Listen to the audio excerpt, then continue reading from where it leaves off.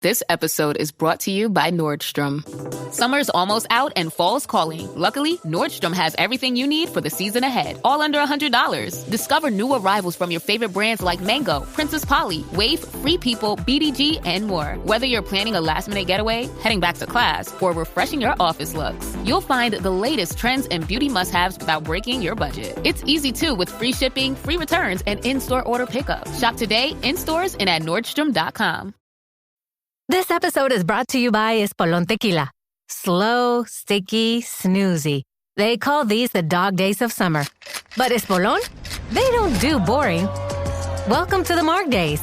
Espolón Tequila. 100% blue Weber agave, born to shake up your summer. Just add lime, agave, and a little attitude. Visit EspolónTequila.com. Espolón Tequila, 40% alcohol, volume 80 proof. Copyright 2025 Campari America, New York, New York. Drink responsibly. This episode is brought to you by Wayfair. Podcasts follow us everywhere. Whether you're cooking in the kitchen, chilling in the living room, or pretending to fold laundry in the bedroom. And with Wayfair, every one of those rooms can tell a story of its own. Their curated collections of furniture styles and prices make Wayfair the trusted destination to turn your home into your happy place. Shop everything home at wayfair.com with free and easy delivery straight to your door. Wayfair, every style, every home. EVO. This series contains adult language and depictions of graphic violence. Listener discretion is advised. So, Jeff, when we first met back in the mid-'80s, when it was 84, I remember you having a motorcycle back then. Yeah, I had a 67 Triumph Bonneville. It wasn't my first bike, not my last bike, but definitely my favorite bike. We're actually going to talk about Triumphs and BSAs and other British bikes of the 50s and 60s as we go. But I love that thing. They really are of a different era. You've never had a bike, have you?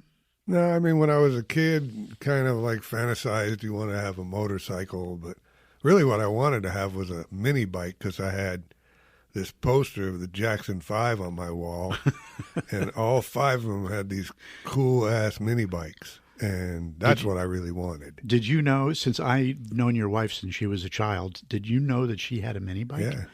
When I first met her, when she was a little kid. But yeah, I never had the passion for it like you did. But I do have a motorcycle story. I've never been in a car accident, knock on wood. But when I was about 14, 15, my good friend Bill Hanty, he was about 16, had his license, and he had a little Yamaha 125. He'd pick me up at school, and we thought we were cool, and the girls would look at us because we're, this kid on a motorcycle. On your badass 125.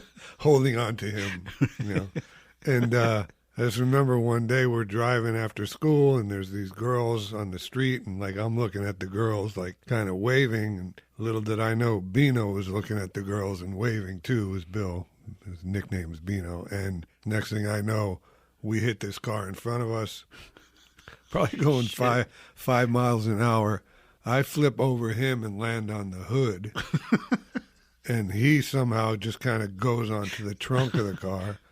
So you had to flip over him. Oh, yeah, I went over. The bike just went.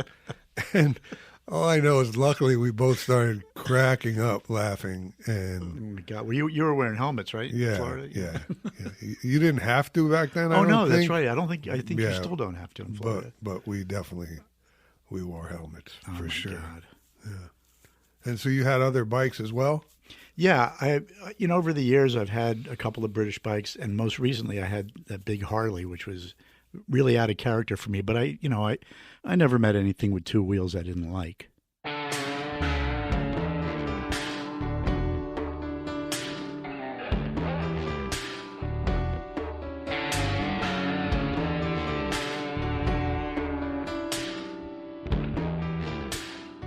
So anyway, in previous episodes, we've chosen topics that have the powerful villain, the bad guy, like Mark David Chapman, or cult leaders and criminals. But today we're going to lighten it up a little bit and talk more about the counterculture of the 50s and 60s in music, film, TV, and of course, motorcycles. Hi, I'm Bruce. And I'm Jeff. Welcome to Taboo Treasures, a weekly podcast that explores the human obsession with gathering and collecting not just objects of value, but objects of extreme rarity and infamy. Today's episode, Captain America, the Easy Rider motorcycle. So we're going to start today's episode with a little history. The first motorcycle as we know it was invented in 1885 by Gottlieb Daimler and Wilhelm Maybach. Daimler went on to partner with Carl Benz to create Mercedes-Benz, and recently, I think around 2002, Maybach's name was resurrected in the form of a partnership with Mercedes to create a super exclusive car. Really fucking expensive. Yeah. But the first motorcycle to actually go into production was also invented by Germans, Heinrich Hildebrand and Alois Wolfmueller in 1894. Easy for you to say. Yeah, we'll talk about them. We'll talk about that motorcycle later on in the show. Well, here in the U.S., the Indian Motorcycle Company was founded in 1901, and a couple years later, in 1903, Harley-Davidson was founded. All motorcycles became more and more popular, and by 1909, there were as many as like 100 motorcycle manufacturers, and racing had become a really big spectator sport. So these races were held on tracks made of wooden boards in a circle called a motordrome. Sounds dangerous to me. Yeah, unbelievable. They called them board track racers because they raced on these wooden tracks. And it was so dangerous, and there were so many horrible crashes that they started to call the motordromes murder dromes. Wasn't there a movie called that? Yeah, Murderdrome. It was so dangerous that by the 20s, board track racing had begun to fade, and by the 30s, it was pretty much over with. Well, let's talk a little bit about motorcycles in the military. Even as recently as the start of World War I, soldiers were still charging the battlefield and attacking their enemies on horseback. Mr. Ed, huh? Wilbur, give me a gun. But a new technology was about to replace them in both world wars, the motorcycle. Radios weren't very reliable at the beginning of World War I, and horses weren't practical. So the British started using motorcycles to deliver messages, and the one they used the most was the Triumph Model H. Yeah, Triumphs are still hugely popular. We'll come back to them, but they played a really big part in our cultural history during the era of mods versus the rockers in the 60s in London.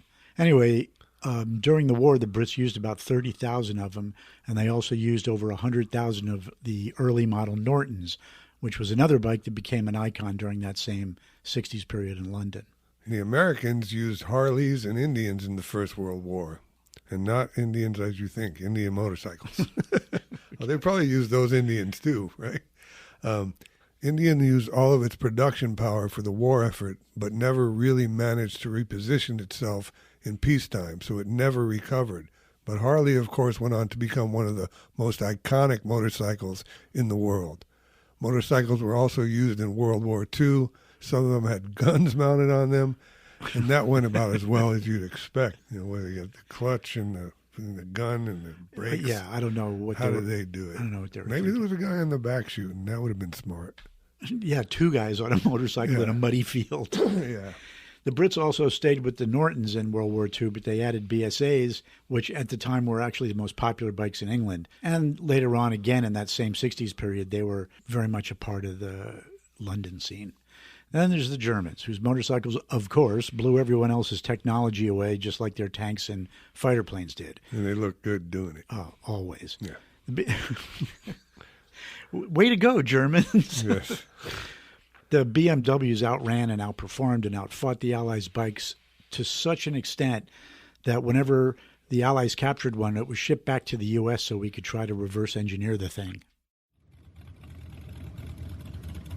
So, motorcycle gangs still weren't a common thing at the end of World War II, but there was one incident that a lot of people see as the turning point. The Hollister riots in Hollister, California in 1947. It was a big motorcycle racing event that turned ugly and violent. Between racers and spectators, there were over 5,000 motorcyclists, and they rode through, they ended up getting drunk and riding through restaurants and bars. And it's a good idea. Yeah. Blasting down sidewalks. There were just tons and tons of injuries, and they overwhelmed the whole town. It was so bad that they had to send in the state highway patrol. Really, a lot of people will say that it was the reporting on that riot that was the moment the public turned against motorcyclists. A year later, in 1948, the Hells Angels were founded in Fontana, California. Originally, they were a bunch of World War II vets with shell shock, is what we call PTSD now. These guys found peace and camaraderie in riding, but eventually they morphed into the gang of violent outlaws everyone knows. Others soon followed, and not long after that, America got curious about bikers and they started to become a part of American culture. The peak of the gang notoriety in the 60s came from one of the most infamous events in American motorcycle and music history. The Hells Angels were hired to do security at the Altamont Free Festival at a racetrack, again in California, in Altamont in '69. What could possibly go wrong, right? Yeah, great idea. Yeah. In the middle of a performance by the Stones, members stabbed an 18-year-old kid to death on film. It was just horrific. It was so bad movies have been made about it and books been written about it. Horrible. Yeah. The Hells Angels took the blame, which made sense at the time, but here's ex-Angels president Sonny Barger talking about it. At the time of the interview, he could barely speak because an operation for throat cancer wrecked his vocal cords. It was a fiasco. My personal opinion, it was 100% the Stones' fault. I think there was like an hour and a half late coming onto the stage, and when they come out, they search the stage. To do that, they had to come over the top of our bikes. When they done that, we jumped off the stage and beat them back. Things got out of hand. Black guy Meredith Hunter, I believe it was, got on the stage. He got pushed off of the stage. He pulled out a gun. He fired it into a crowd of us, and somebody killed him. We'd be doing bikers a disservice if we didn't make it clear that the vast majority of bike clubs ride for good causes. One of them is the Devil Dolls, a women's club that champions causes that protect the elderly, children, and animals, and they hold charitable fundraisers. Yeah, another example is the Buffalo Soldiers, the biggest and oldest black club in the country. They were founded in 1993 by a Chicago cop, and they honored the African Americans who fought in the Civil War. A lot of their focus is also on fundraising to provide food to people living in poverty.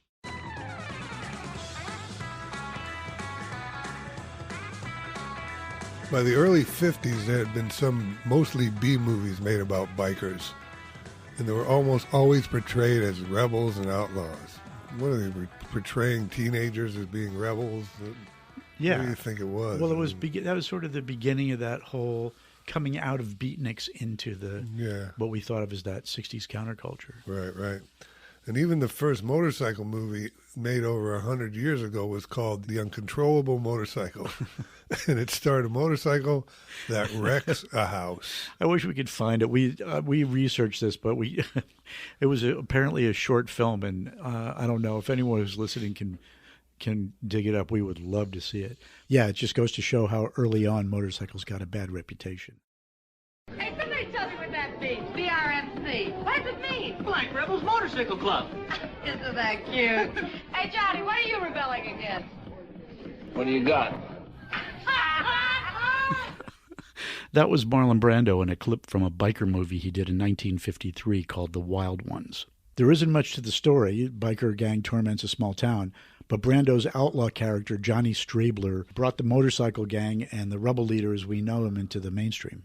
And arguably the most recognizable motorcycle that came next was the Triumph, ridden by Steve McQueen in the 1963 World War II movie, The Great Escape. You wouldn't call it a motorcycle movie, but there's a funny bit of trivia about the bike, right, Jeff? Steve McQueen's character. Yeah, he steals, the character escapes from a concentration camp. Right.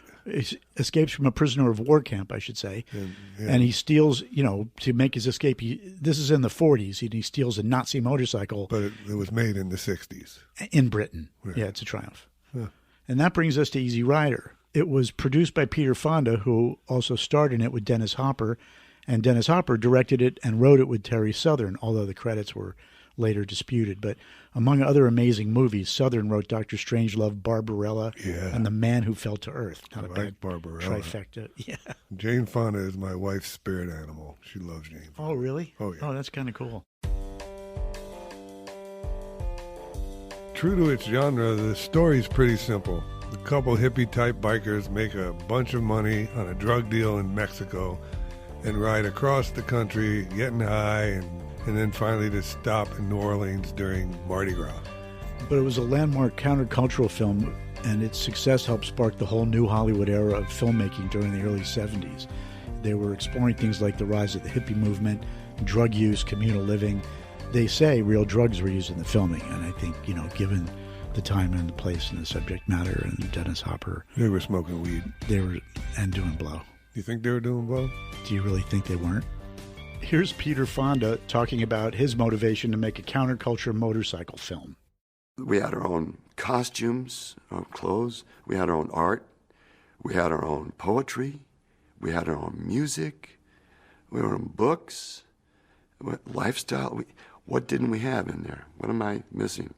We had our own plays. We didn't have our own movie. I don't think I set out to make our own movie. I was just there at that moment, and I knew this audience existed. And here's Dennis Hopper, who directed and co-wrote the film, talking about it from his perspective. There was an audience out there that had never really been addressed, which was the young audience, and they just poured to the theaters to see it.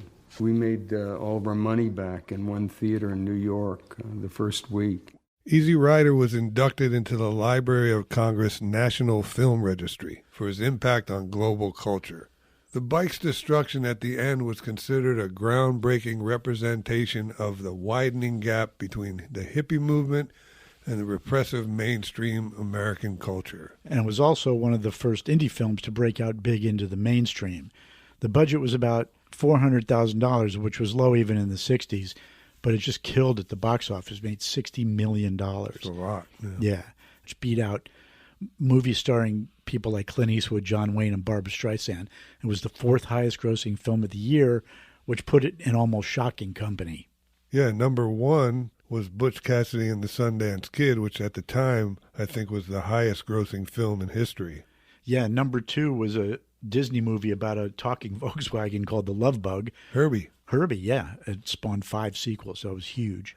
Number 3 was Midnight Cowboy, which, if you could imagine, was rated X and still got an Academy Award for Best Picture that year. That'll show you the kind of change that was happening in American culture. And then number 4, as Jeff mentioned, Easy Rider got Academy Award nominations for Screenplay and Supporting Actor. Jack Nicholson was nominated for his role playing the hard-drinking Southern lawyer George Hanson. It was the first of his 12 Academy Award nominations. But it's pretty funny that Jack Nicholson was still early enough in his career that he actually did a B-biker movie called Rebel Rousers after Easy Rider. Here's the one-liner from the Internet Movie Database, and I quote, "Bikers beat up on some squares who turn to the law for help and get a shrug." I know they gave away the whole plot, but I still want to see it. Just kidding. I saw it. You saw it? Yeah, it's as good as you think it is. But seriously, if you want to learn more about them, a quick search on motorcycle B movies will give you plenty of fun ways to waste a couple hours. And what I think most people probably don't know, and we sure didn't, was that Terry Southern actually wrote the Southern lawyer role for Rip Torn. If you don't recognize that name, you might have seen him as Agent Zed in The Men in Black. But apparently Rip and Dennis Hopper were having dinner one night, and for whatever reason, a knife came out, because that's what happens when you do drugs and drink with knives. And Dennis said Rip pulled the knife. Rip said Dennis pulled the knife. But either way, it ended up really messing up Rip's career at the time. He didn't get the part, and then I guess he ended up suing Dennis for defamation. Yeah, I was lucky enough to spend a little bit of time with both of those guys later in their careers. And by that time, I couldn't imagine either one of them behaving that way. They were really cool and sort of, nothing like that anymore. Right. But there were a lot of other memorable people associated with Easy Rider, too. And believe it or not, Phil Spector, that Phil Spector. He played the drug dealer. It was quite a stretch. Phil Spector as the drug dealer in a Rolls Royce. We love Phil. Do we love Phil? We love Phil. Well, we love Phil's music. Yeah, he kind of fucked up a little. Yeah, he canceled himself. Tony Basil was in it. Oh, Mickey, you're so fine. Yeah. But Captain America is easily the most iconic thing about the movie. Peter Fonda actually designed it with the help of Cliff Voss and Ben Hardy, 2 brilliant California builders who also stood out at the time because they were black. You should Google these guys and at least look at some of the images. It's sad because they were kind of lost in history. If you've seen Easy Rider, how do you think it's held up over the years? We'd love to hear from you, so please email us at tabootreasures@evocreative.com or message us at Taboo Treasures on Instagram and TikTok. This podcast is brought to you by Carvana. Buying a car shouldn't eat up your week. That's why Carvana made it convenient. Car buying that fits around your life, not the other way around. You can get pre-qualified for an auto loan in just a couple of minutes and browse thousands of quality car options, all within your terms, all online, all on your schedule. Turn car buying into a few clicks and not a full week's endeavor. Finance and buy your car at your convenience on Carvana. Financing subject to credit approval. Additional terms and conditions may apply. Now at Chipotle, our all-new Chipotle Honey Chicken brings Chipotle heat with a touch of sweet. Seared smoked peppers and savory Mexican spices, blended with a hint of pure honey for a perfectly balanced sauce. All combined with fresh, tender chicken hot off the grill, served up in your favorite burrito or bowl. New Chipotle Honey Chicken takes heat and sweet to a whole new level. But it's only at Chipotle for a limited time. Order now in the app for pickup or delivery. Chipotle, for real. Hellmann's believes they can turn any mayo hater into a lover. So, if you know someone who thinks mayo equals bland, show their taste buds the truth and challenge them to try Hellmann's flavored mayo. With irresistible flavors like Hellmann's spicy mayo, garlic aioli, chipotle, and Italian herb, they'll be eating their words. Challenge haters to try Hellmann's flavored mayo and get them to eat their words. Learn more at hellmanns.com/eatyourwords. Hey there, travelers. Kaylee Cuoco here. Sorry to interrupt your music, great artist BT Dubs, but wouldn't you rather be there to hear it live? With Priceline, you can get out of your dreams and into your dream concert. They've got millions of travel deals to get you to that festival, gig, rave, sound bath, or sonic experience you've been dreaming of. Download the Priceline app today, and you can save up to 60% off hotels and up to 50% off flights. So don't just dream about that trip. Book it with Priceline. Go to your happy price, Priceline. So the bikes we've been talking about are all characters in movies.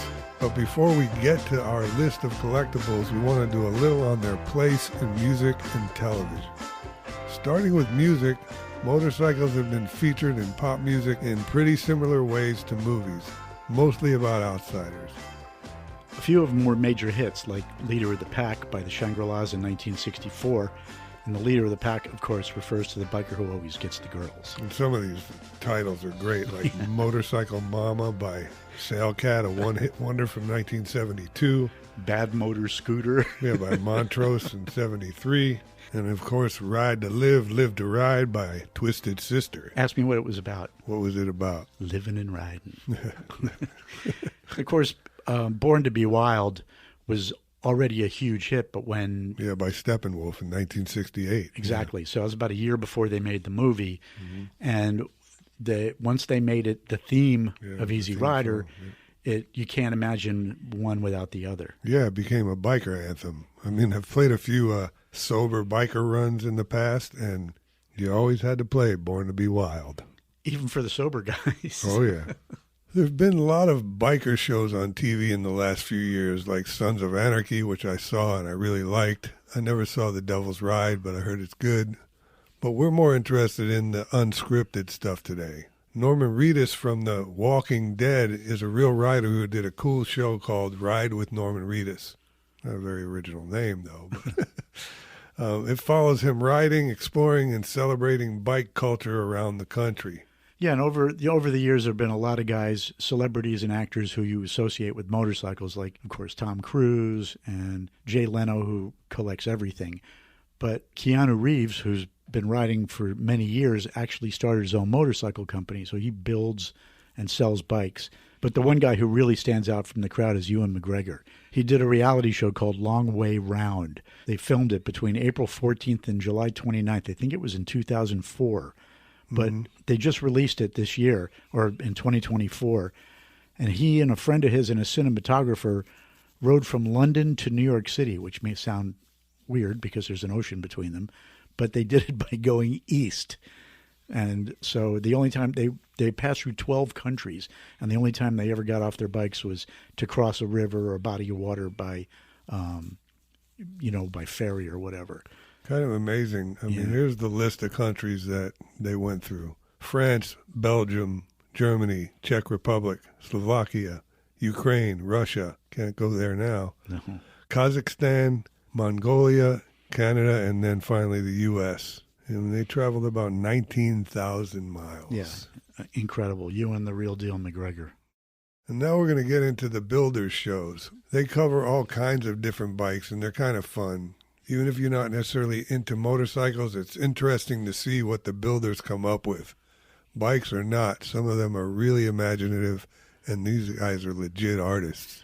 The guys at Orange County Choppers are not that, but Orange County Choppers is, I guess, the granddaddy of motorcycle builder. Yeah, I never saw reality show. Oh, you should watch it. It's really silly.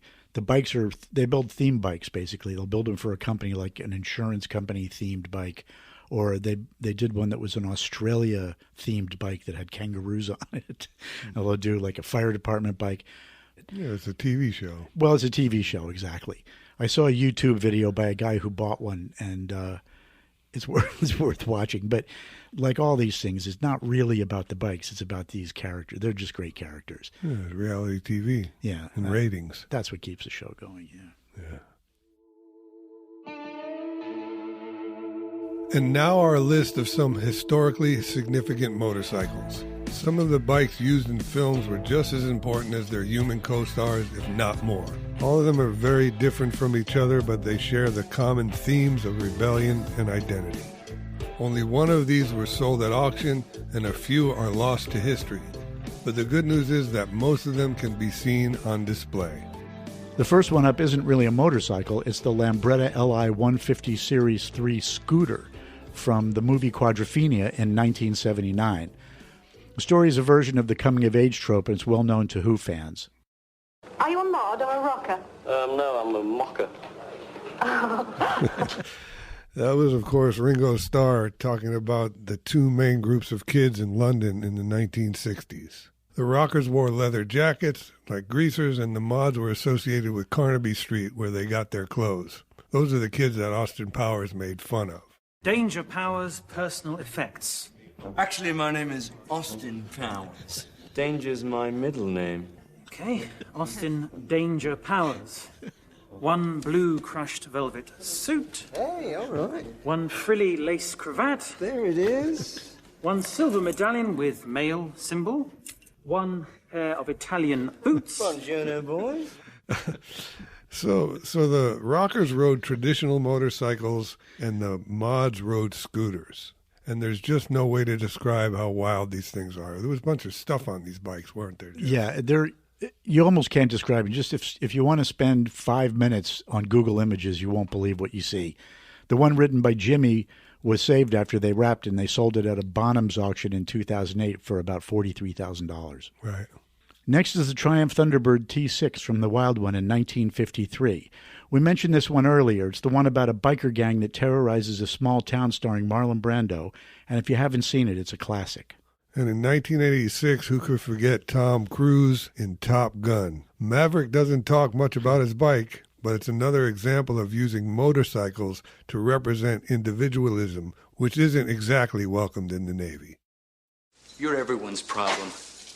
That's because every time you go up in the air, you're unsafe. I don't like you because you're dangerous. That's right. Nice. Man, I am dangerous. Son, your ego is writing checks your body can't cash. I feel the need. The need for speed. Tom Cruise rode a Kawasaki GPZ 900. The Kawasaki is actually a really, really fast bike and still is. Even though there aren't any real stunts on it in the movie, to his credit, Cruise is a real rider, and there's no doubt it was always him on the bike. And then Prince, in Purple Rain in 1984, rode a 1981 Honda CM400 motorcycle, painted purple, of course. The bike had a windshield and a sissy bar rear backrest. To anyone who's into bikes, the CM400 is kind of comical choice for a hero. Prince was no ordinary hero, and the bike was perfect, if only for the movie. Next up is another Triumph. This one's the Trophy TR6 from The Great Escape in 1963. It's a classic movie, classic scenes. We talked about this a little bit before. Steve McQueen was a real racer, but the studios wouldn't hire him unless he agreed to give up riding. So he agreed to do this movie if he could ride his Triumph in it. Unfortunately, he was eventually captured by the Nazis, but at least he got to wind out the TR6, which again is worth noting was a 1962 British bike that he supposedly stole in the 1940s from the Nazis. The movie didn't win a lot of awards, but many people think it's one of the best movies of all time. So who cares if the bike wasn't exactly period correct? Not us. No. The next movie and motorcycle we're going to talk about is the Indian Scout, from the movie The World's Fastest Indian in 2006, starring Anthony Hopkins. It's the mostly true story of an eccentric New Zealander, Bert Munro, and his pursuit of the motorcycle land speed record at the legendary Bonneville Salt Flats in Utah. He was about as backyard as it gets, this guy. He built his bike in a shed and made lots of the parts himself. He was 66 years old when he broke the record for the fastest Indian motorcycle in 1967. But maybe the most amazing thing about the story is the record of 190 miles per hour. To this day, no one has broken it.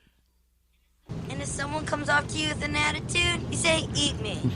And if you want to shine them on, it's hasta la vista, baby. Hasta la vista, baby. Awesome, Arnold. Last up is the Harley-Davidson Fat Boy from Terminator 2 Judgment Day in 1991.